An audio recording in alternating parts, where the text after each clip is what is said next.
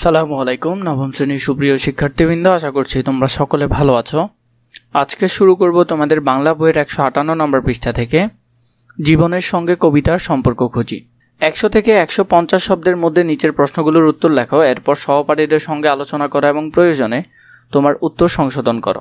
বনের ধারে বরফ পড়া সাজে কবিতায় কবি কি বলতে চেয়েছেন? কবিতাটিতে কবি জীবনের সকল বাধা বিপত্তিকে অতিক্রম করে এবং প্রতিকূল পরিস্থিতিতেও এগিয়ে চলার কথা ব্যক্ত করেছেন। কবির মতে আমাদের অনেক আকাঙ্ক্ষা আছে, কিন্তু জীবনের এই স্বল্প সময়ের মধ্যে তা পূরণ করা কঠিন। কবিতায় বনভূমি আমাদের দুর্গম জীবনযাত্রাকে ফুটিয়ে তুলছে। কবি এখানে বলতে চেয়েছেন যে জীবনের লক্ষ্য আমাদের সচেতন হওয়া উচিত। আমাদেরকে অবশ্যই মৃত্যুর পূর্ব আমাদের ওপর অর্পিত দায়িত্ব সম্পূর্ণ করতে হবে। তাই জীবনের এই মূল্যবান সময়কে অবহেলায় কাটিয়ে দেওয়া উচিত নয়। 2 নম্বর প্রশ্ন দেখো, ঘুমের আগেই যেতে হবে বহুদূর, কথাটির তাৎপর্য বিশ্লেষণ করো।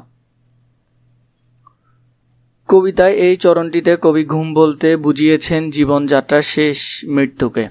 মানুষ তার জীবনের কর্তব্য পালন করতে করতেই ধীরে ধীরে মৃত্যুর দিকে এগিয়ে যায়।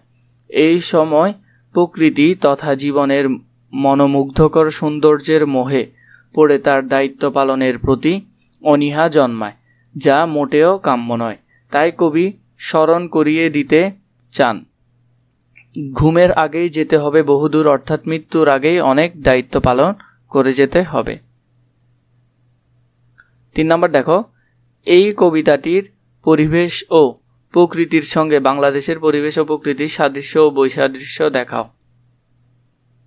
বনের ধারে বরফ পড়া সাজে কবিতার সঙ্গে বাংলাদেশের পরিবেশ ও প্রকৃতির বেশ কিছু সাদৃশ্য ও বৈসাদৃশ্য আছে।